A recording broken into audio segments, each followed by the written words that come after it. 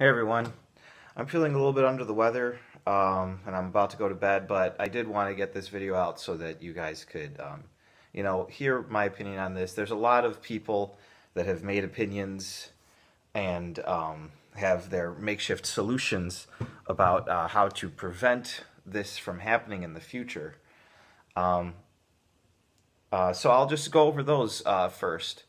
But first, I want to talk about basically what happened. So, over the weekend, um, early in the morning, about 2 a.m., this suspect, 29-year-old Omar, shows up to a gay nightclub and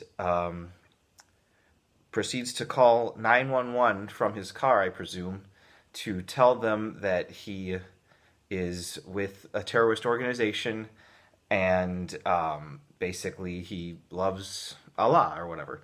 So he takes I believe he had 3 weapons, goes into this gay nightclub and just starts shooting people. And he killed at least 50 people and injured, I believe, 52 others. I mean, this is so recent. There's still people in the hospital recovering from that night today, and it's Monday night right now. So the officers eventually got there and rushed in to save hostages that he had gathered, because the officers felt that if they had let him stay with the hostages, he would have killed more people. So they saw it as saving their lives to use these kind of like a flashbang, I believe, to just stun the terrorist and basically everyone in there, because you can't just aim it at the terrorist. So they stunned everyone in there, and there was a shootout with the officers and Omar. One of the officers got injured. None of them died, but Omar was killed in the process. All right. So the next couple days, which is basically now and Sunday, there was a lot of people that had opinions on the matter, and they started basically talking about it. Two of the things that came up was gun control and extreme Islam. So I'll start with the gun control first. There are the people that say everyone should have a gun so that these things wouldn't happen. So if someone had a concealed carry weapon at this club, they could have at least attempted to stop this person, but everyone at that club was unarmed. I believe there was a security guard there, but he was unable to take down Omar.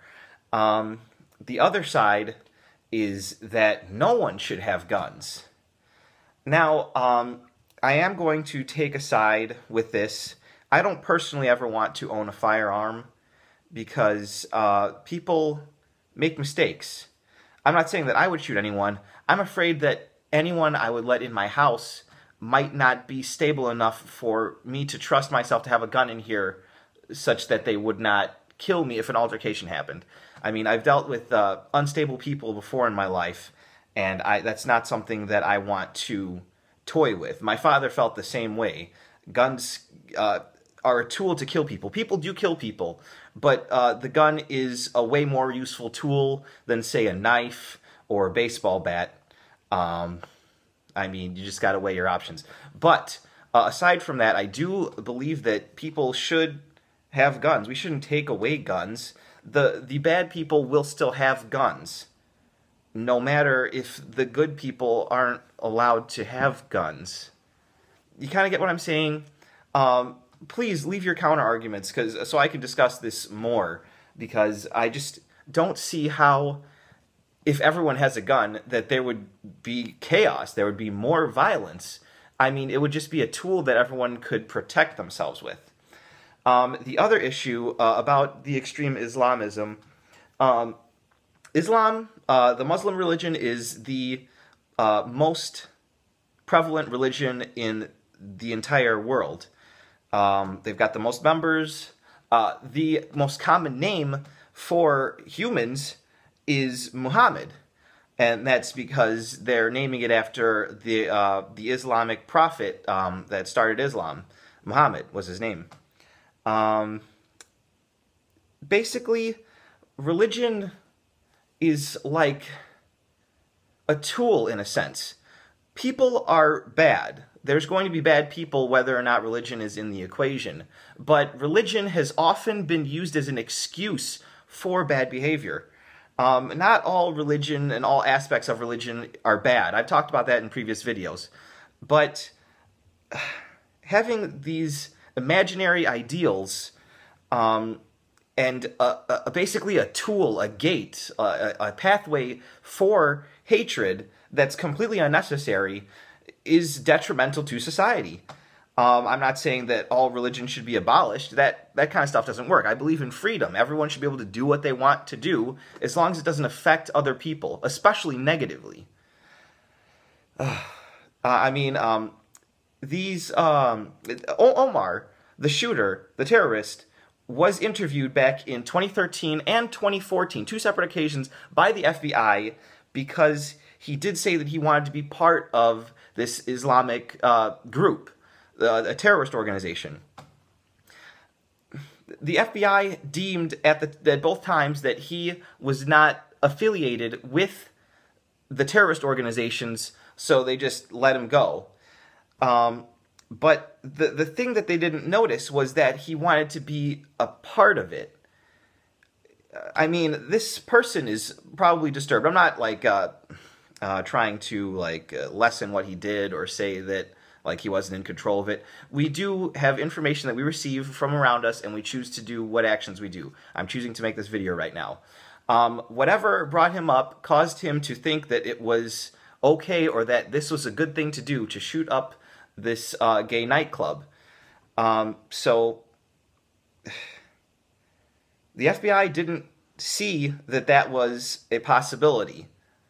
I mean, they might have been afraid to be profiling people because, well, I'm Arab myself, but I'm an atheist, so I guess that kind of gives me a pass because I would never do anything harmful in the name of religion, let alone harmful in any name of anything. But when you're dealing with extremists, this is not just a Muslim problem. It's all religion. There can be Christian extremists. You guys know about when these Christian people go and shoot up African American churches or shoot up abortion clinics or blow them up. I mean, people are bad no matter what, but religion is a tool that can be used for good, but it can also be used to self-justify evil actions. And that's what's super dangerous about it, in addition to just putting yourself in the dark and not realizing the truth. Basically what I'm trying to say is that religion, it's part of the problem. These people, less people, would think that it's justified to do evil things to other people if they didn't have this religion thing to hide behind. No one wants to do evil, in my opinion. No one wants to go out and just cause people harm. We all have feelings, all of us. And when someone wants to hurt someone in the name of religion, that's because religion offered them this gateway to not feeling as if they're doing something bad when they're hurting other people, but that they're doing something good, that they're helping society, that they're making their deity happy somehow. And that's the real problem. So, I mean, I guess just examine yourselves. Let's take care of the religion problem before we start taking care of the gun problem. Because when you look at all these mass shootings, a lot of them have to do with some type of terrorism or religious affiliated terrorism. So that's just some things to think about. Obviously, this idea is not going to be liked by the majority of the planet because I believe 84% of the planet is religious. But I mean, you can look at non-religious societies and they're doing freaking awesome, like Sweden, for example. But that's for another time. That's just my thoughts on it. I'll see you guys later.